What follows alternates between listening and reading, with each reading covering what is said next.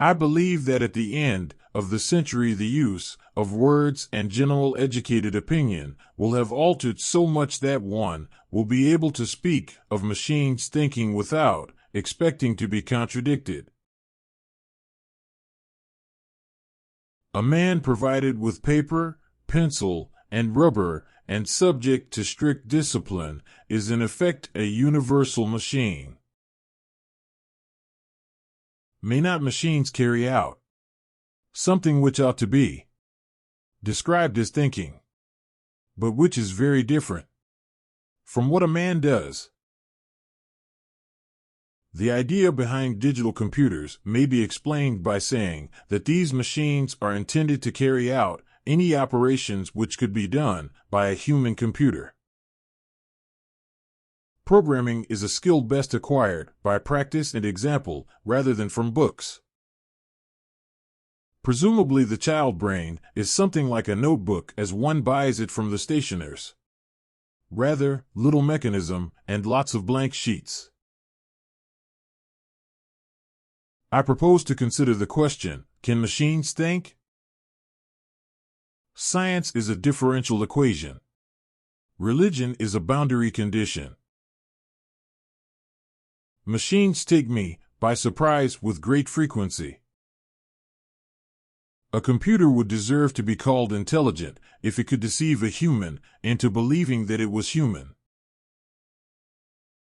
We can only see a short distance ahead, but we can see plenty there that needs to be done. Turing believes machines think. Turing lies with men, therefore machines do not think. Those who can imagine anything can create the impossible.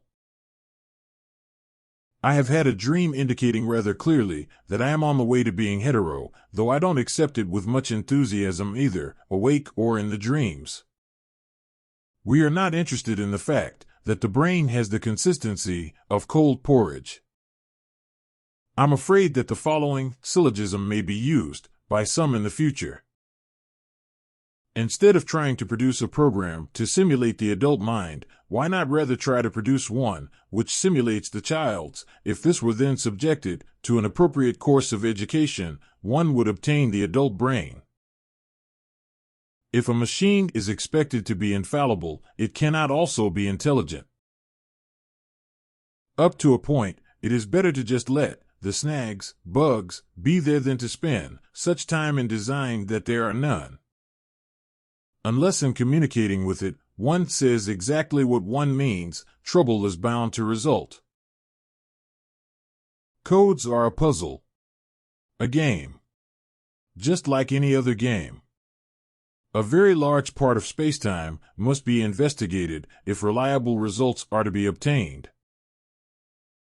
This is only a foretaste of what is to come, and only the shadow of what is going to be. We have to have some experience with the machine before we really know its capabilities. One day ladies will take their computers for walks in the park and tell each other, "My little computer said such a funny thing this morning." If a machine prints two kinds of symbols, of which the first kind, called figures, consists entirely of 0 and 1, the others being called symbols of the second kind, then the machine will be called a computing machine. Mathematical reasoning may be regarded, rather schematically, as the exercise of a combination of two facilities, which we may call intuition and ingenuity. If one wants to make a machine mimic the behavior of the human computer in some complex operation, one has to ask him how it is done, and then translate the answer into the form of an instruction table. Hardest time to lie to somebody is when they're expecting to be lied to. Was I God? No. Because God didn't win the war. We did. Alan Turing, I like solving problems, Commander. And Enigma is the most difficult problem in the world.